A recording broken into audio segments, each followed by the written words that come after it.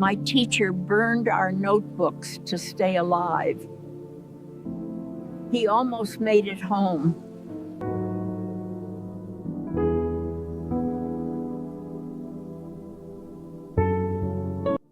People think old age is quiet. They think when you grow old, memories soften, that time dulls pain, that regret fades. They are wrong. Old age is not silence. It is noise without sound. I am 89 years old now. My hands shake when I hold things for too long. My knees ache when the weather changes. And my eyes have seen more than they ever wanted to remember. This morning, I woke up before the sun, not because I needed to, but because sleep no longer asks my permission. I sat on the edge of my bed and listened to the house breathe. Old houses do that. They creak, they sigh, as if they, too, remember. I opened the small wooden drawer beside my bed. I hadn't opened it in years. Inside were things most people would throw away. Old buttons, a broken pen, and a thin notebook yellowed with time. The moment my fingers touched it, I froze. The smell of paper rose slowly. Dry, dusty, familiar. That smell hit me harder than any scream ever could, because some memories do not enter through the eyes. They enter through the breath. I closed my eyes, and suddenly I was not an old woman anymore. I was a child again. People say children forget easily, but children remember the things that matter. I remembered a classroom, cold walls, wooden desks scratched with names, chalk dust floating in the air like snow. I remembered sitting at the back, always at the back. There were 3 of us, always together, always whispering, always unfinished notebooks. We weren't bad children. We weren't cruel. We weren't stupid. We were careless. We believed time was endless. That tomorrow would always come. That consequences were for other people. At the front of the classroom stood our teacher. He was not tall, he was not loud, and he never carried a stick like some teachers did back then. He taught with his voice low, with his back straight, with eyes that saw too much. When other teachers shouted, he waited. When others punished, he explained. He used to say something that made us laugh quietly. Education is not a rule, it is protection. We didn't understand what he meant. Protection from what? From life, from the future. Those words meant nothing to us then. I remember how he looked at us sometimes. Not angry, not disappointed, just patient, as if he was waiting for something we hadn't reached yet. Outside the classroom, life felt simple. School ended. We ran home. We played. We forgot our notebooks. Homework felt small, unimportant, a nuisance. We never imagined that paper could matter. Holding that notebook now, decades later, my fingers trembled. I turned the first page slowly. There was no writing inside, just blank space. And that blank space hurt more than words, because blank pages are not empty. They are full of what was never done. People often ask old women what they regret most. They expect answers about love, or mistakes in marriage, or opportunities missed. But regret is rarely that dramatic. Sometimes regret is a quiet classroom, an unfinished notebook. A teacher who walked 10 kilometers every day and never complained once. I pressed the notebook against my chest. My heart beats slower now, but it beats heavier. This story is not about wolves, not yet. It is about responsibility, about silence, about the small things we ignore, until they become everything. If I had known then what I know now, I would have filled every page. But children don't understand weight. They only understand freedom. And freedom feels endless until it suddenly is. I open my eyes. The room is quiet again. But the classroom has already returned. And once a memory begins like this, it does not stop until it finishes teaching its lesson. I can still hear the noise of that classroom, the chalk scraping against the board, the whispers, the laughter, and the silence that followed. You see, we never took school seriously. Not really. We thought it was a game. There were 3 of us at the back of the room, me, Yura, and Vasya. We were inseparable. Yura had a smart mouth.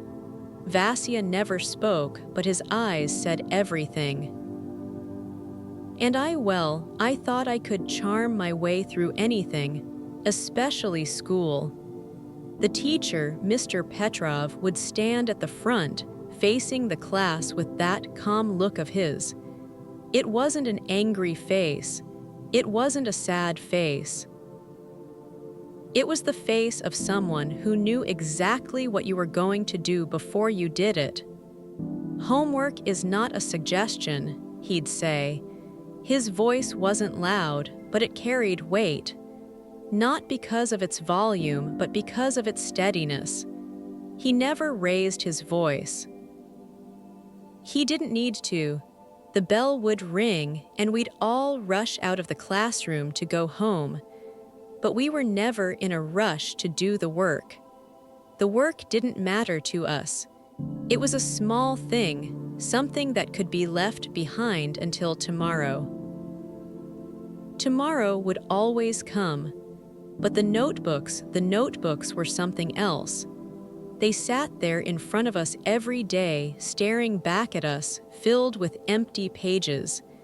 And every day, Mr. Petrov would ask, "Have you done your homework?" Not with anger, not with judgment. Just a simple question. He knew the answer. He always did. He could see it in our eyes in the way we fidgeted. But he never forced us. He never threatened us. He never punished us. That was the strange part. He simply watched us. And in that silence, we knew, but we didn't care. We thought we were invincible. School was something we could leave behind. The notebooks, they were just paper. They meant nothing. I remember the first time he stayed after class. His eyes never left the blackboard, but I could feel him watching me. I could feel him watching all of us. "Remember," he said, his voice as soft as always, "knowledge is not something you can just leave behind. It is not a burden.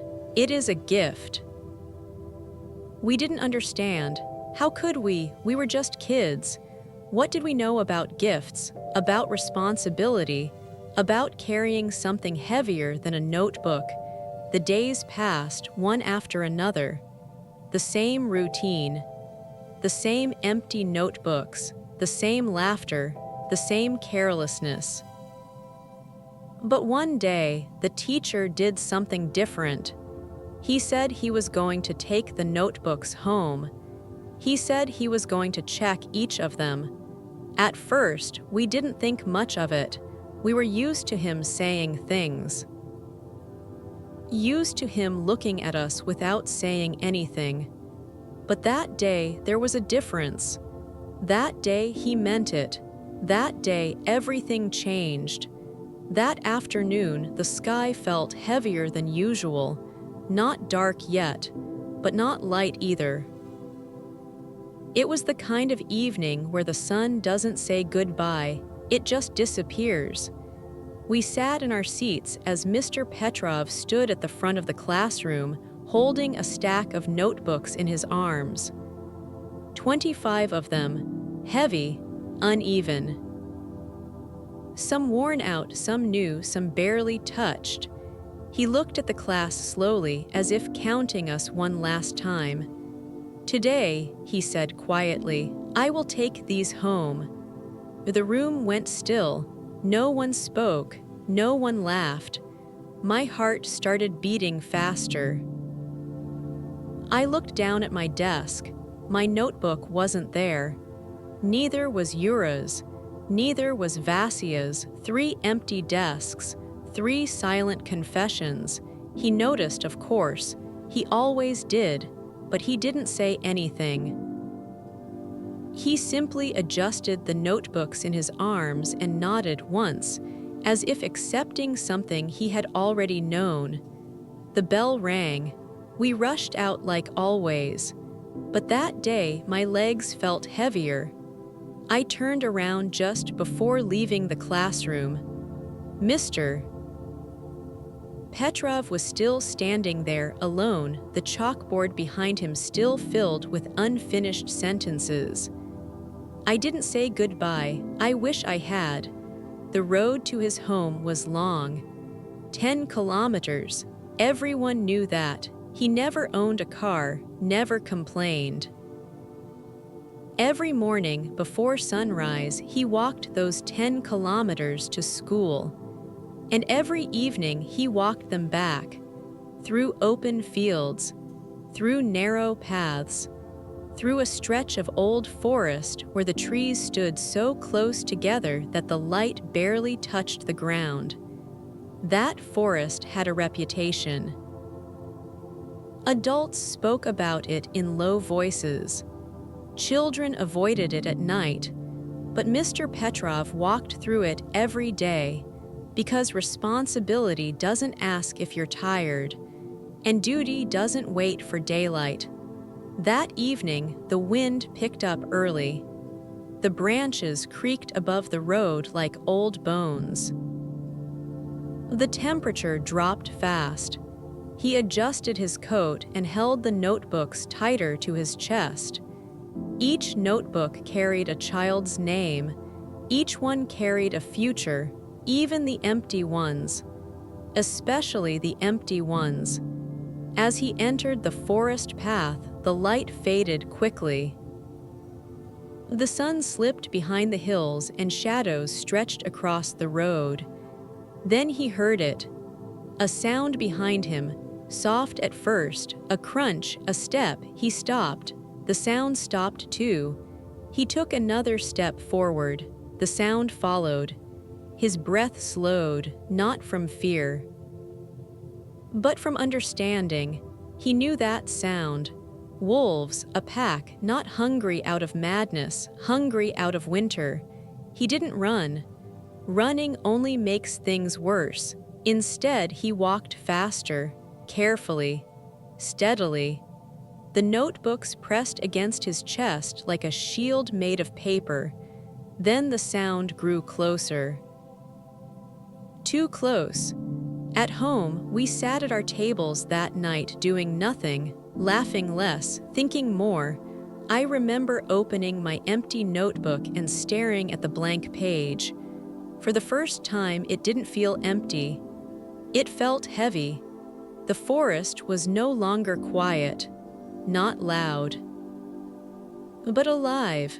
The kind of alive that doesn't breathe with you but watches you breathe.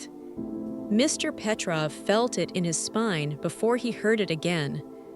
A low growl, not close enough to see, not far enough to ignore. He stopped walking. The notebooks slid slightly in his arms, and one nearly fell. He caught it.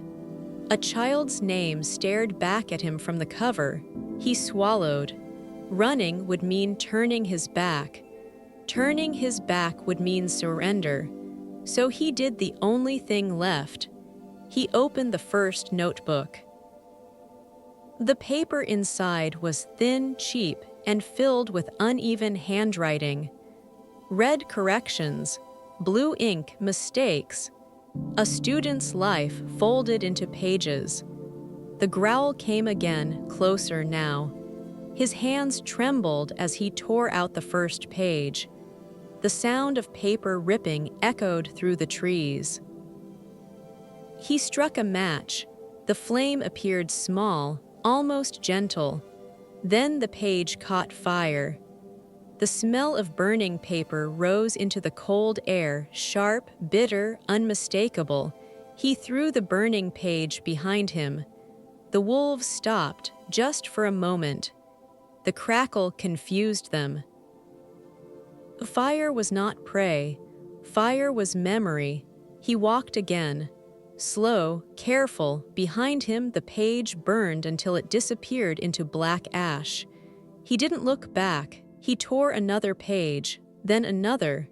Each match burned his fingers slightly. Each page felt heavier than the last.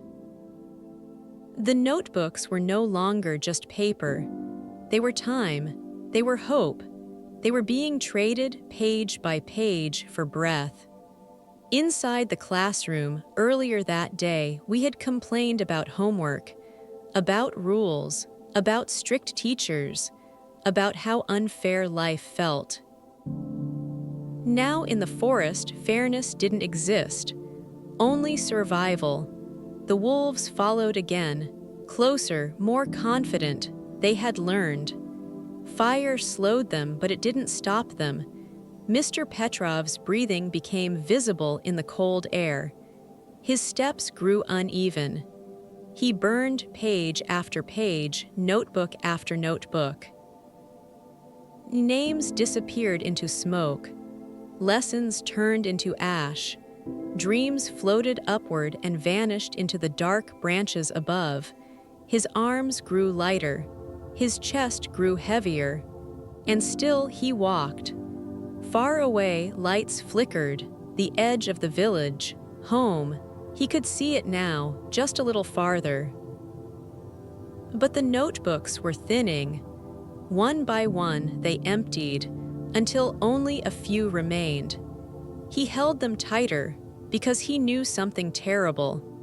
When the pages ended, the wolves wouldn't wait anymore. In my house that night, my mother asked me why I was so quiet. I didn't answer. I was thinking about my notebook, the one I didn't give, the one still empty. The path was darker now. Mr. Petrov had been walking for hours, but it felt like days. The weight of the notebooks had become unbearable, but it wasn't the weight that was crushing him. It was the emptiness. The pages had begun to disappear, one after another. They no longer held the names of children, no more words, no more lessons, just burning memories. He had burned 24 pages, but the fire didn't satisfy the wolves. It didn't keep them at bay. They were learning now. They knew fire didn't kill them. It only slowed them. His breath came in gasps, his body exhausted, but his hands kept tearing the pages. Another page, another match, another tear. His arms trembled with the effort, but the fire burned on.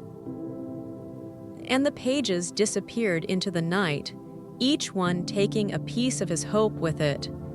There were only 2 notebooks left. One was for Vasya, the other was for me. His fingers shook as he reached for the last page. Somewhere far away in the quiet of the village, we waited. We didn't know. None of us knew, but we could feel it. We could feel the distance between us and him, the silence, the strange absence. It was as if the teacher was already slipping away from us. And we couldn't hold on to him. Mr. Petrov's hands hesitated over the last 2 pages. His chest rose and fell rapidly. He could hear the wolves now, closer, almost at his heels. The sound of their claws scraping the earth, their heavy breathing. It felt like they were already inside him, like the weight of their hunger was closing in. But he didn't stop. He couldn't stop. He struck the match again. The flame flickered, casting a small, weak light against the darkness. The pages burned in an instant, turning to black ash. And still, the wolves pressed forward. He had only one page left, just one. My page, the page he had never looked at. The page he had never had the chance to read. It was the one he had saved for last. But it didn't matter now. He didn't know that. He didn't know what it would mean. He didn't know that this final page would change everything. The wolves were just steps behind him now, their hunger too strong. But there was one thing he didn't know. This last page, it wouldn't burn. Not because he didn't try, it simply wouldn't burn. It didn't catch fire, it didn't turn into ash, and when he realized that, he stopped. There was nothing left to burn, no more pages, no more fire, no more hope. In the classroom when we heard the news, it was already too late. The silence was too much. The emptiness of the classroom felt like a trap. The teacher was gone, gone from us, gone from the world. But the wolves, they didn't leave. They never leave. And we were left to face the truth of what we hadn't done, what we had ignored, what we had burned. The bell rang as it always did, sharp, ordinary. And yet that morning it sounded wrong. We sat at our desks, waiting for the sound of slow footsteps in the hallway, waiting for the familiar cough, waiting for the door to open the way it always had, but the door stayed closed. Minutes passed. Whispers began to move across the classroom like cold air. Is he late? He's never late. Maybe the snow was too deep. We watched the door as if staring harder could summon him. It didn't. Instead, the door opened to someone else. A woman we didn't recognize stepped inside. She stood too straight. She didn't smile. "I'll be your teacher today," she said quietly. Today, that word felt heavy. Someone raised a hand. "Where is Mr. Petrov?" The woman paused, just for a second, but we saw it. That pause said everything. "He won't be teaching here anymore," she said. The room went silent, not the loud kind of silence. The kind that presses against your ears until it hurts. "What do you mean?" Someone asked. She didn't answer. She opened her book. She began the lesson, but no one listened. The empty chair at the front of the room felt wrong. His chalk was still on the desk. The board still had half-erased words from yesterday's lesson. No one touched them. It felt like erasing him. Then, from the back of the room, someone started crying. Quietly. It was one of us. One of the three. The ones who hadn't turned in their notebooks. The ones who hadn't done the homework. The crying spread. Another sniffle. Another tear. Soon, no one was listening to the lesson at all. During the break, we surrounded the new teacher. Is he sick? Did he move away? Will he come back? She looked at us then, really looked at us, and for the first time her voice changed. No, she said softly, he's not coming back. That was all, no explanation, no story, just an ending. The rest of the day passed like a dream. The walls felt closer. The windows colder. Every sound reminded us of him. The way he used to clear his throat before speaking. The way he tapped the desk when we weren't paying attention. All of it gone. That evening, when we walked home, the road felt longer. The trees looked darker. And for the first time, the forest didn't feel like just a forest. It felt like a warning. The truth didn't arrive all at once. It never does. It came in fragments, in whispers, in looks adults thought we wouldn't notice. We felt it before we heard it. Teachers stopped saying his name. The principal avoided our classroom.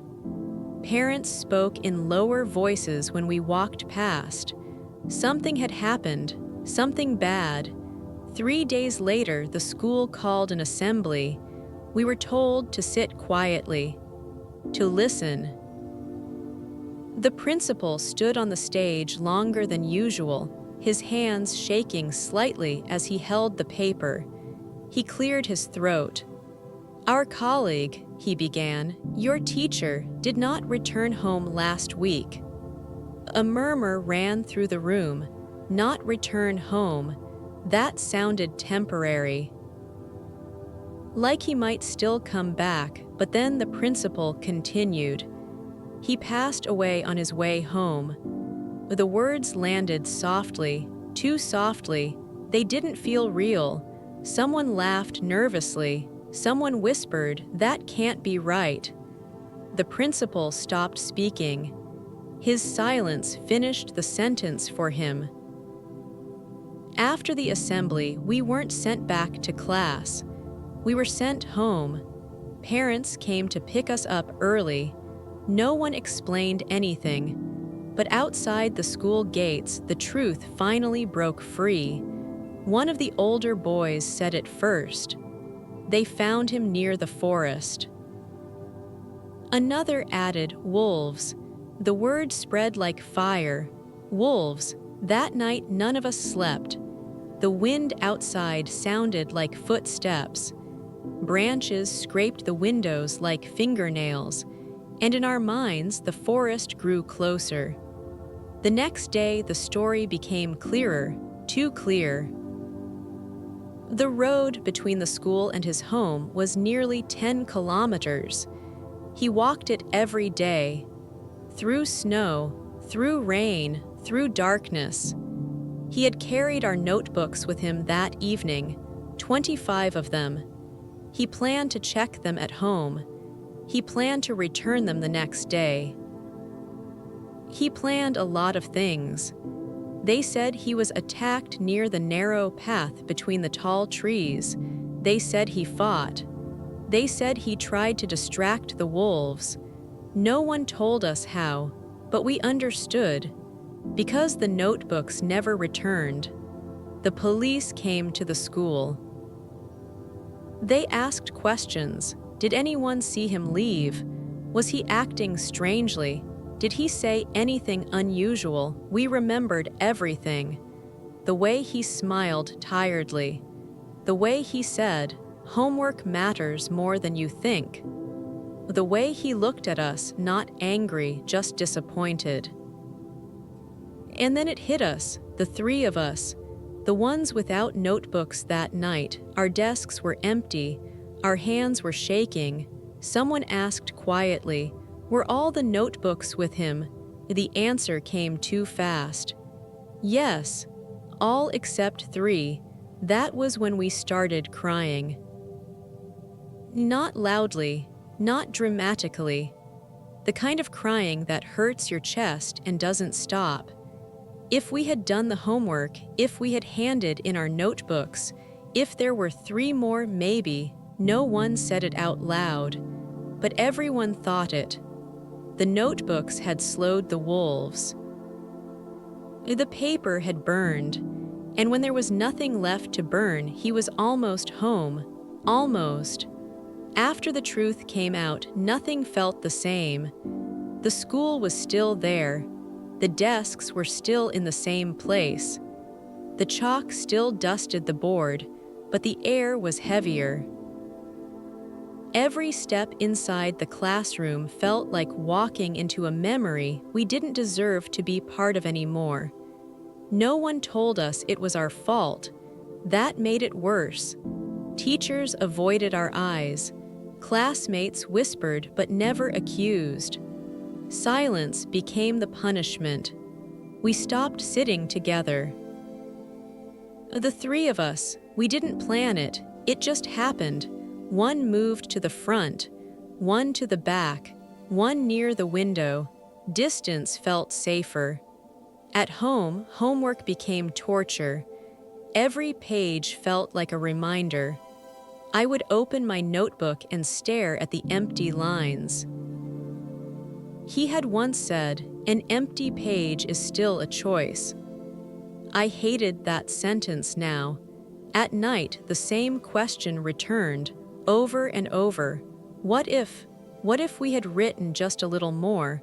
What if we hadn't been lazy that day? What if there had been 3 more notebooks? 3 more chances. I dreamed of fire, not wild flames.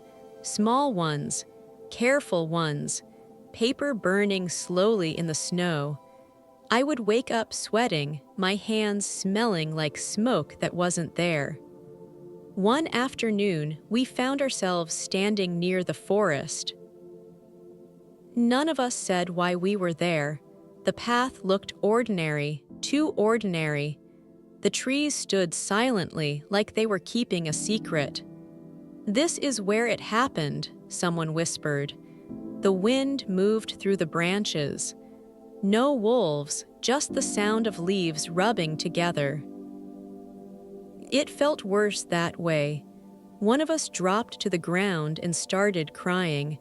Not hiding it, not holding back. "I didn't do my homework," he said between sobs. "I just didn't feel like it." The words felt stupid, small, but they were heavy enough to crush us. That was when we realized something unbearable. Our teacher had walked that road hundreds of times, alone, tired, carrying our responsibility on his back. And on the one night it mattered most, we hadn't given him everything. The question followed us everywhere, into class, into sleep, into who we were becoming. It didn't ask loudly. It didn't need to. What if 3 notebooks had been enough? She came to the school quietly. No announcement, no assembly. Just an old woman standing in the hallway, leaning slightly on a wooden cane. Her hair was white, pulled back neatly. Her coat was worn but clean. She looked small, too small to carry the weight she brought with her. The principal walked beside her, speaking softly as if loud words might break her. "This is his class," he said. She nodded, slowly. When she stepped into the classroom, no one spoke. We stood up without being told, not out of respect, out of instinct. She looked at the empty desk at the front, the chalk, the half-erased board. Her fingers tightened around the cane. "My son," she said, "used to tell me about you." Her voice didn't shake. That was worse. She walked slowly between the rows of desks, stopping, looking, not judging, just seeing. "He walked 10 kilometers every day," she continued. "Rain, snow, sickness, he never complained." We lowered our heads. She stopped near one of us, one of the 3. "He said some of you struggled," she said gently. "Not because you were bad, but because you were young." She smiled faintly, a smile that had lived through too much. Then she said something none of us expected. "He carried your notebooks home that night." The room stiffened. She nodded, as if confirming something she already knew. "They found ashes," she said quietly. "Paper, ink." Her hand trembled for the first time. "He believed in preparation," she went on. "In doing what you must before it's too late." She turned toward the board, picked up the chalk, wrote slowly, not words, a question mark. "This," she said, tapping it lightly, "is the lesson he never finished." She turned back to us. "You will finish it," she said. Not as an order, as a truth. She didn't blame us. She didn't forgive us either. She didn't need to. Her presence was enough. As she left the classroom, she paused at the door. "My son died almost home," she said softly. The notebooks were gone. She looked back once. Remember that. And then she was gone. The room stayed silent long after.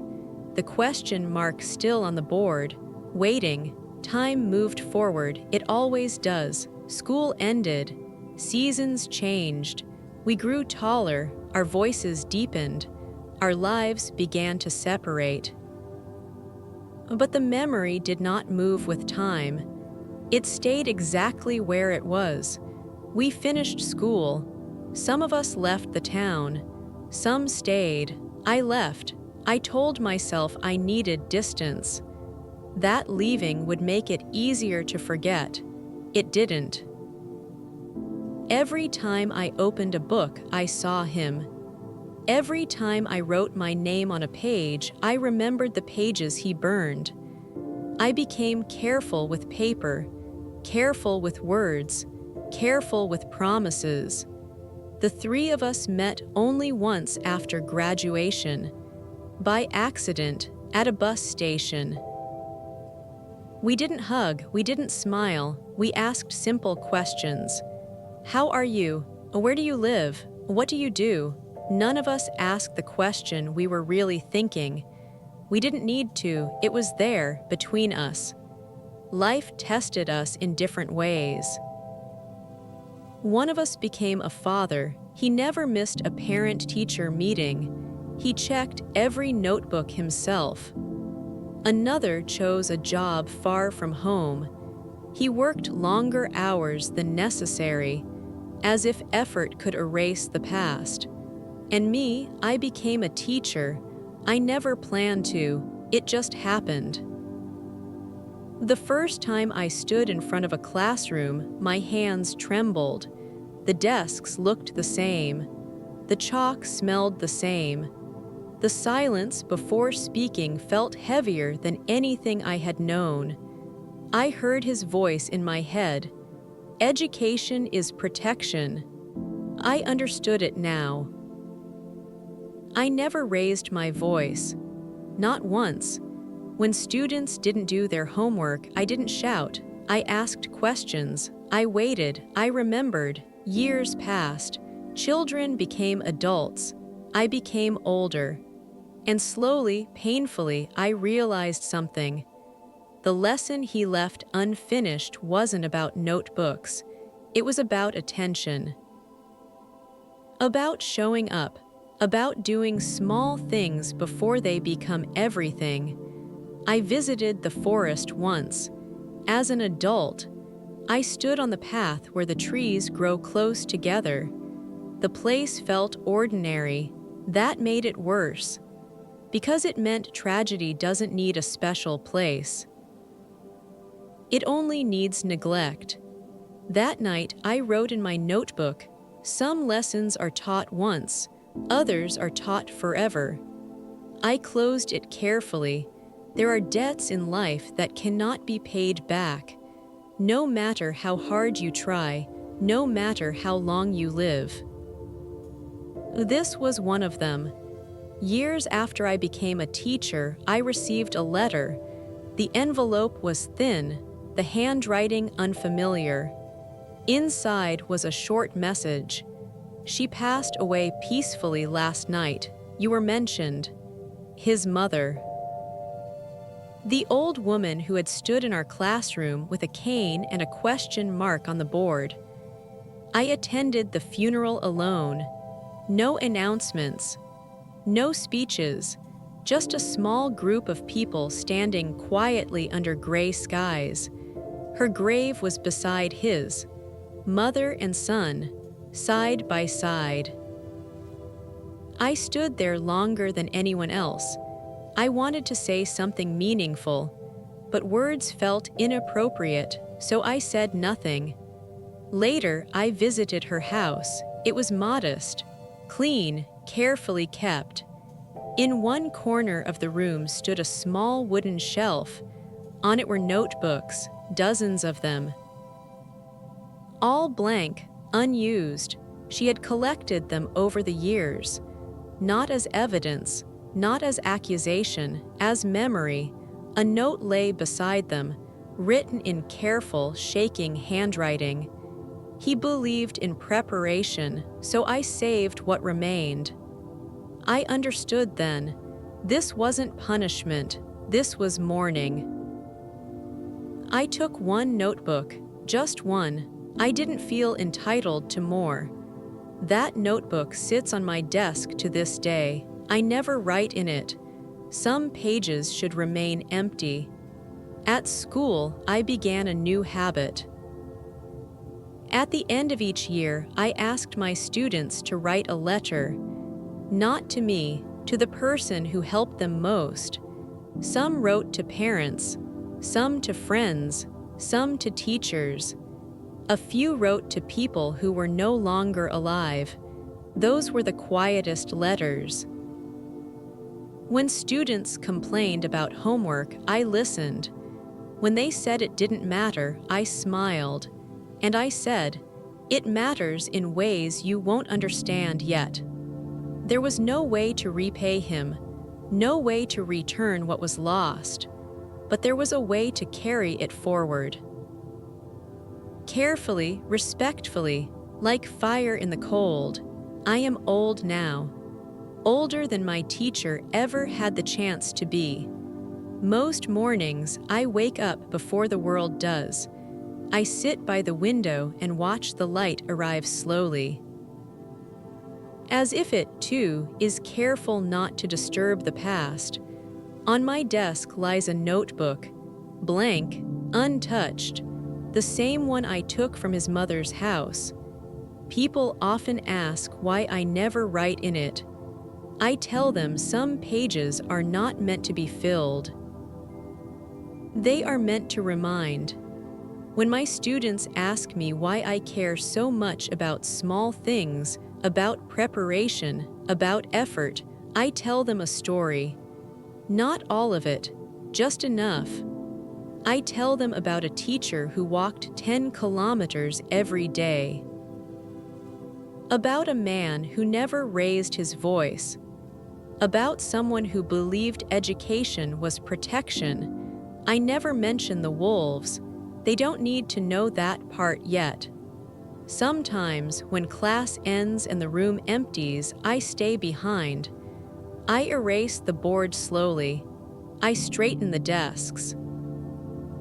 And for a moment, I feel him there, not as a ghost, as a presence. People think the lesson ended the night he died. They are wrong. That was only the beginning. The real lesson followed us home, followed us into adulthood, followed us into who we became. I have lived a careful life, not perfect, not extraordinary, but attentive. I finish what I start. I do not leave pages empty. And when I carry something, I carry it fully. Near the end of every school year, I ask my students one simple question. What will you do today that might matter tomorrow? Most of them don't understand. Not yet. And that's all right. Understanding comes later. Sometimes far too late. On my last day of teaching, I place the blank notebook back into the drawer. I close it gently. And I whisper words I have carried for decades. The notebooks couldn't save my teacher, but his lessons saved my life. The room is quiet. Finally, outside, the world continues. Children walk home. Teachers lock classroom doors. Someone somewhere forgets their homework. And somewhere else, a lesson begins again.